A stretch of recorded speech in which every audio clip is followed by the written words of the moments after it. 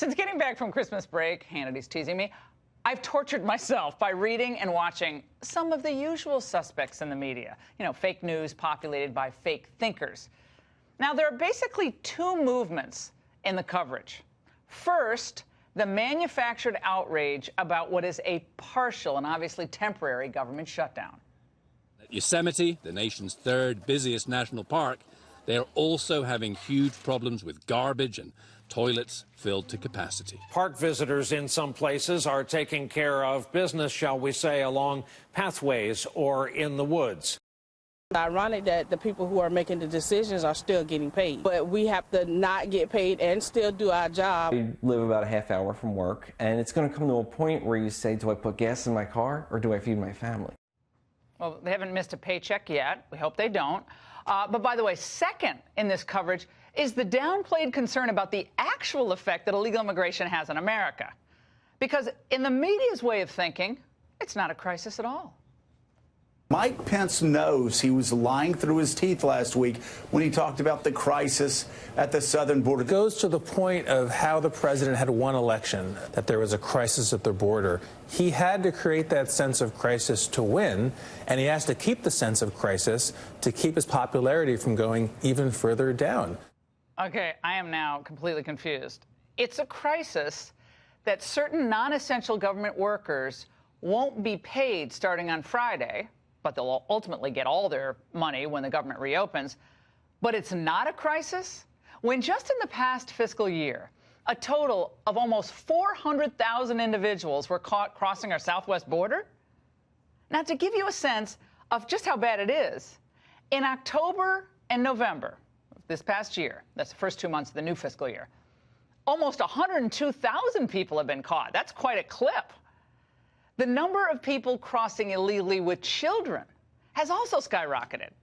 In the Rio Grande Valley sector alone, the number spiked 27% since last year, jumping from like 49,896 in fiscal year 2017 to 63,278 in the last fiscal year. Not a crisis? This is and has been a crisis felt by average Americans far beyond the comfy confines of TV studios and far beyond the heady halls of Congress. Yet the media and deceitful politicians only acknowledge the crisis when the tragedy of an immigrant child makes the headlines. Today's visit reaffirmed the fact that the federal government under the Trump administration still has a long way to go in making sure that migrants are treated humanely.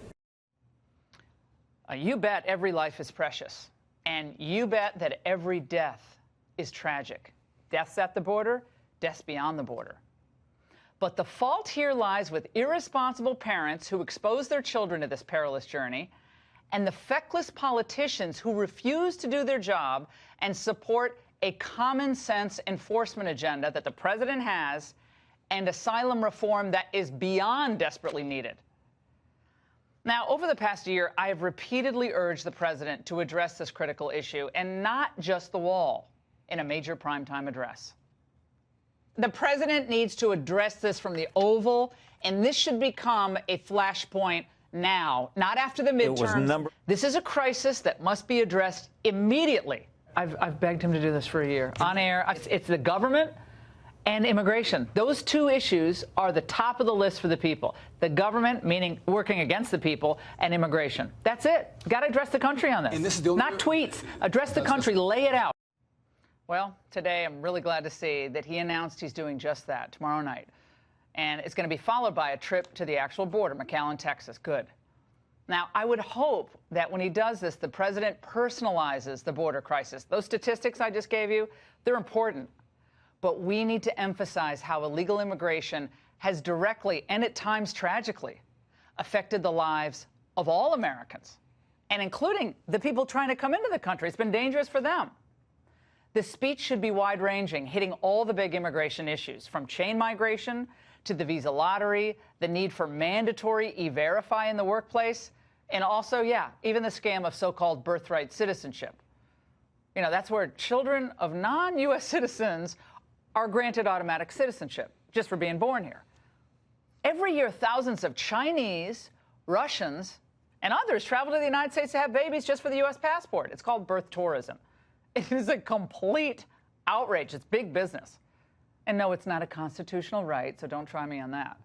As for all those who claim, by the way, that illegal immigration is not a crisis, I think the American families of these victims would disagree.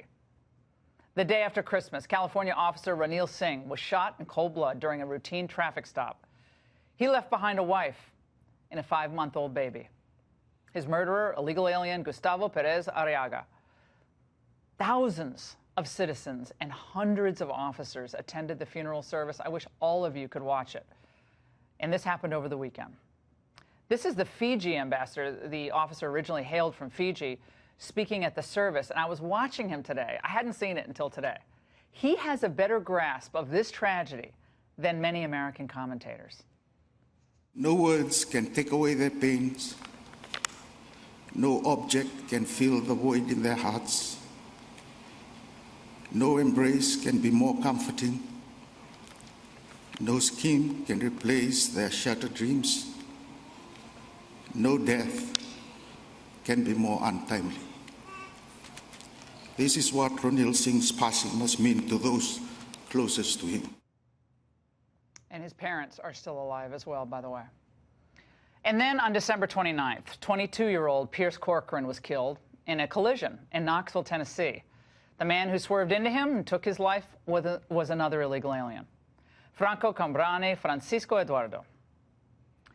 My friends, the families of both of these upstanding Americans are tonight in crisis. The president cannot relent.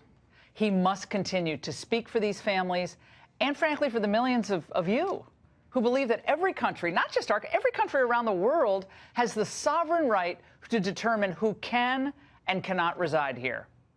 It's not immoral to do so. And if our elected representatives refuse to do their solemn duty to defend our country, then we, in a sense, we kind of already have a government that's shut down to the will of the people. And by the way, the people routinely rank illegal immigration as one of the most urgent problems facing this nation. And as for the Republicans on Capitol Hill, think about it for a moment. Take a lesson from the Democrats. They never break ranks. Think about what you Republicans accomplished by supporting the president during the confirmation fight of Brett Kavanaugh. When things got tough, when the media were piling on, Republicans stood firm. Do it again here. The Democrats are desperate to divide and conquer the GOP. Don't let them. And that's the angle.